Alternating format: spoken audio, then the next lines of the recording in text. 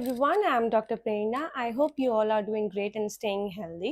तो लास्ट वाला वीडियो मैंने अपलोड किया था जिसमें मैंने आपके साथ शेयर किए थे पंचकर्म के इंपॉर्टेंट टॉपिक्स, जहाँ पर हमने श्वेदन टॉपिक्स तक सारे इंपॉर्टेंट टॉपिक्स देख लिए थे। तो आज इस वीडियो को हम कंटिन्यू करेंगे जहाँ पर हम वमन, विरेचन, नश, रक्त मोचन के इंपॉर्टेंट टॉपिक्स को देखेंगे।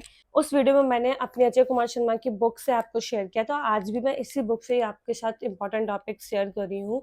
और जो नोट्स हैं पंचकर्म के, जो मैंने अपने एग्जाम के प्रिपरेशन के टाइम पे बनाए थे, वो मैंने अपलोड कर दिए टेलीग्राम पे। सारे नोट्स अपलोडेड हैं जो भी मैंने बनाए थे, एक्सेप्ट मॉडर्न टॉपिक्स मैंने नहीं कवर किए थे रिटर्न में, वो मैंने बुक से या कहीं पीडीएफ के फॉर्म में ही पढ़ा था, तो वो मैं आप लोग को नहीं दे पाई हूँ। चलिए वीडियो को स्टार्ट कर लेते हैं। तो सबसे पहले तो वमन कर्म एक बहुत ही इंपॉर्टेंट टॉपिक है, स्पेशली कफ दोषों की प्रधान चिकित्सा होती है।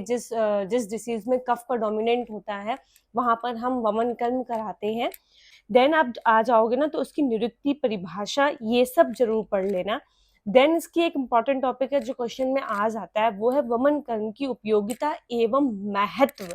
ठीक है, अब कभी कभी इसमें एक क्वेश्चन और भी ऐड कर लेते हैं कि कालमुक्ता बताते हुए वमन का वर्णन करिए। उसके बाद आप जो वामक द्रव्य होते हैं उनके गुण कर्म क्या होते हैं वो आपको पता होने चाहिए। देन उसके बाद बाकी सारे टॉपिक्स आप देखते जाना, लेकिन मैं आपको वही चीज बता रही हूँ जो बहुत ही ज्यादा इंपॉर्टेंट है।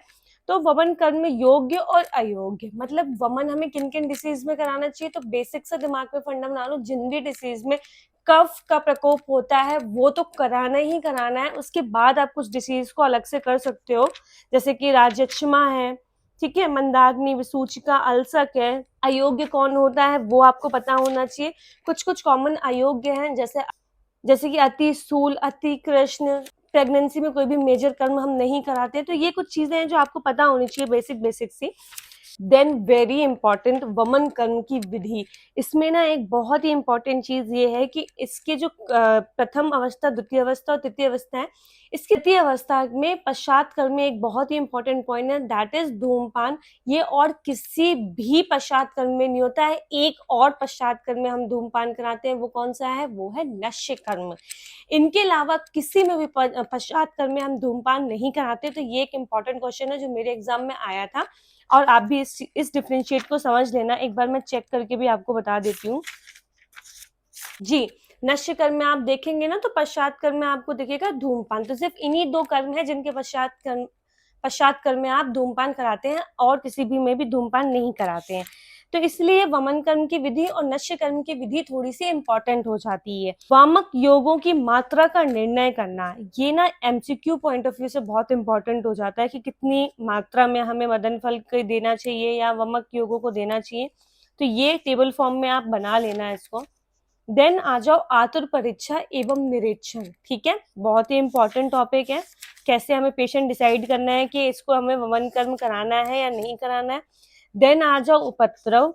उपद्रव बहुत इंपॉर्टेंट हो जाता है, क्योंकि जब हमें कॉम्प्लिकेशंस किसी भी चीज के पता होंगे तभी तो हम निवारण कर पाएंगे, इसलिए कॉम्प्लिकेशन पढ़ना बहुत जरूरी है। पश्चात कर्म में मैंने आपको बताई दिया, तो धूमपान बहुत ही इंपॉर्टेंट है। बाकी संसर्जन कर्म ये सब तो सारे में ही कॉमन है। देन तो इस तरीके से कुछ वमन कर्म आपको तैयार कर लेना है। देन हम आ जाते हैं विरेचन कर्म में। तो विरेचन कर्म भी बहुत इंपॉर्टेंट है, एक प्रधान कर्म के अंदर ही विरेचन कर्म भी आता है। बट अगर वमन कर्म और विरेचन कर्म की बात करें जो ज्यादा इंपॉर्टेंट है, तो वो वमन कर्म ज्यादा इंपॉर्टेंट है। बट विरेचन कर्म भी इंपॉर्टेंट है, छोड़ के नहीं जाना है आपको। तो एक चीज आप कर सकते हो कि वमन और विरेचन को थोड़ा डिफरेंशिएट फॉर्म में भी पढ़ सकते हैं, क्योंकि एग्जाम में कभी कभी बहुत रेयर डिफरेंस करके पूछ ले, तो आप इस तरीके से भी टॉपिक को तैयार कर सकते हो। तो पहले तो बेसिक आपको पता होना चाहिए वमन कर्म किस दोष की प्रधान की चिकित्सा होती है। तो पित्त दोषों में जब पित्त दोष का डोमिनेंट होता है तब हम विरेचन कर्म कराते हैं। देन वात और कफ की चिकित्सा में भी हम विरेचन कर्म का प्रयोग करते हैं। ठीक है, तो निरुक्ति, परिभाषा, ये सारी कॉमन चीजें जो हमें पढ़ लेना है। विरेचन कर्म की कालमुक्ता हमें पढ़ लेना है। एज सच बहुत इंपॉर्टेंट नहीं है ये टॉपिक्स, एग्जाम में वमन की इंपॉर्टेंस ज्यादा होती है, बट फिर भी हम छोड़ के नहीं जाएंगे, इसलिए इनके भी विरेचन के श्रेष्ठ द्रव्य कौन से होते हैं ये आपको पता होना चाहिए। त्रिवृत विरेचन द्रव्यों में श्रेष्ठ द्रव्य है। ठीक है, विरेचनोपग महाकषाय क्या क्या है, इसमें एक जो इंपॉर्टेंट चीज है वो है विरेचन के भेद। तो विरेचन द्रव्यों में 3 भेद बताए हैं, मृदु विरेचन, शुष्क विरेचन, तीक्ष्ण विरेचन। तो ये आपको पता होना चाहिए। और प्रैक्टिस पर्पज से भी बहुत इंपॉर्टेंट है विरेचन, क्योंकि आपको पता होना चाहिए कि आपको मृदु विरेचन कब कराना है, सुख विरेचन कब कराना है और तीक्ष्ण विरेचन कब देना है पेशेंट को, ठीक है। तो कुछ ये इसमें भी कई प्रकार से हैं, जैसे गुणानुसार विरेचन के भेद कितने हैं, तो आप इनको थोड़ा सा ना टेबल फॉर्म में बना लेना, मेरे नोट्स भी अवेलेबल हैं, आप उससे भी समझ जाओगे। फिर विरेचन के योग्य कौन है, अयोग्य कौन है, ठीक है। विरेचन के अयोग्य और योग्य बहुत जरूरी है, हमें पता होने चाहिए। देन विरेचन की विधि, जो सारी विधि है वही है, इसमें कोई अलग से नहीं है कि आपको कुछ अलग से याद करना है। बस एक चीज देख लेना कि इसमें कौन कौन से योगों का वर्णन किया गया है, ठीक है। जैसे बिलवादी चूर्ण है, शिवाचार पाचन चूर्ण है, वाष्टक वटी है सॉरी, ठीक है, एरंड तेल है। तो आप ये थोड़ा सा बस देख लेना कि किस किस चीजों से आपको विरेचन कराना है। उसके बाद मात्रा पता होना चाहिए कि कितनी मात्रा में हमें कराना है पेशेंट को, ठीक है।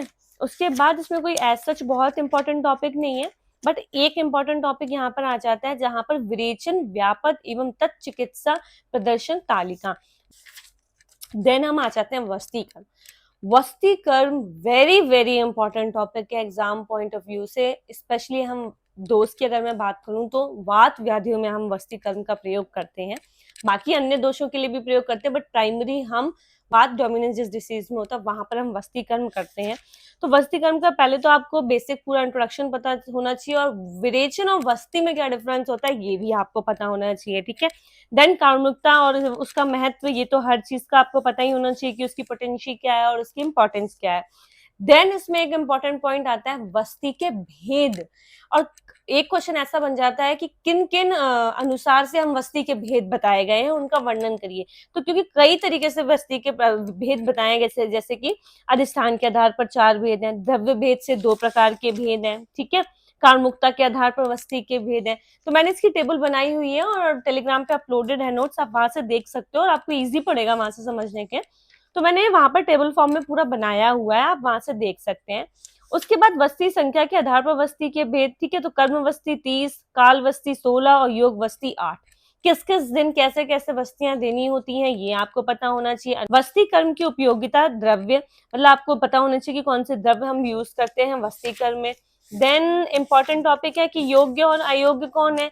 उसके बाद एक इंपॉर्टेंट टॉपिक हो जाता है जो अलग से एग्जामिनेशन पूछ सकता है, शॉर्ट में भी, एमसीक्यू में भी और लॉन्ग आंसर में भी, ठीक है। एमसीक्यू में भी कुछ उसका प्रमाण वगैरह पूछ सकते हैं। वस्ती यंत्र विचार, ठीक है। तो आपको पता होना चाहिए वस्ती नेत्र क्या होता है, किस प्रकार उसका आकार बताया गया है, कितना डायमीटर, ये सारी चीजें आपको पता होनी चाहिए।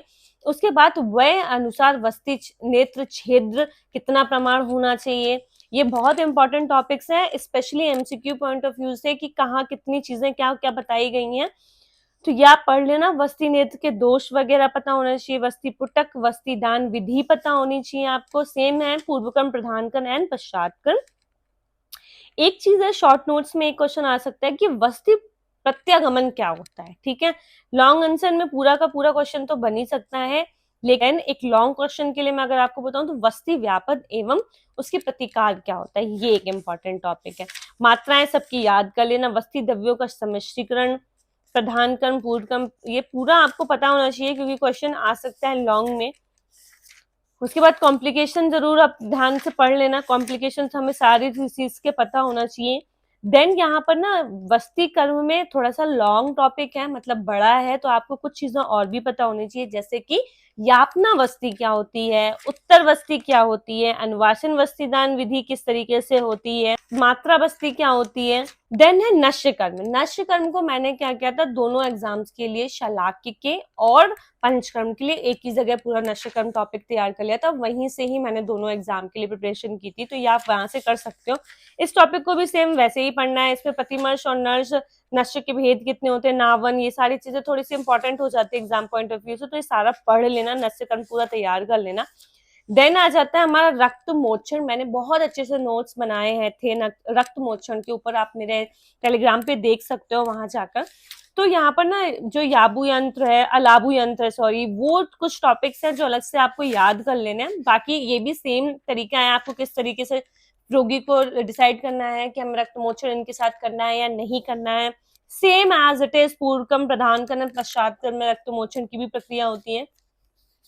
उसके बाद एक इम्पॉर्टेंट टॉपिक है रसायन। के लिए पंचकर्म पढ़ा जरूर था मैंने, बट एग्जाम में कोई क्वेश्चन ऐसा सच आया नहीं था, तो एक बार बस पढ़ लेना कि अगर आ जाए तो आप लिख सको कुछ ना कुछ। उसके बाद इम्पॉर्टेंट टॉपिक है रसायन, वेरी वेरी इंपॉर्टेंट टॉपिक है। यहाँ से शॉर्ट नोट्स भी आते हैं, लॉन्ग में तो आते ही आते हैं, ठीक है। मानस रोगों में रसायन की उपयोगिता क्या है, ये बहुत ही इंपॉर्टेंट टॉपिक्स हैं, और बहुत ही आधुनिक काल में रसायन चिकित्सा क्या है, इंपॉर्टेंट टॉपिक है। तो रसायन के बाद आप वाजीकरण को भी देख लेना, वाजीकरण के ना स्पेशली शॉर्ट नोट्स में क्वेश्चंस आ जाते हैं। तो एंड में जो हमारे मॉडर्न के टॉपिक्स दे रखे हैं हमारे सिलेबस में, उनके ना आप शॉर्ट शॉर्ट नोट्स बना लीजिए, क्योंकि वो एग्जाम में जरूर आएगा एक ना एक क्वेश्चन मॉडर्न से भी।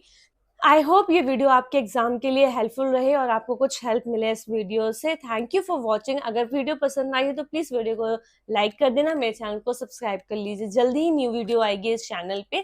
Thank you for watching my channel. Bye bye.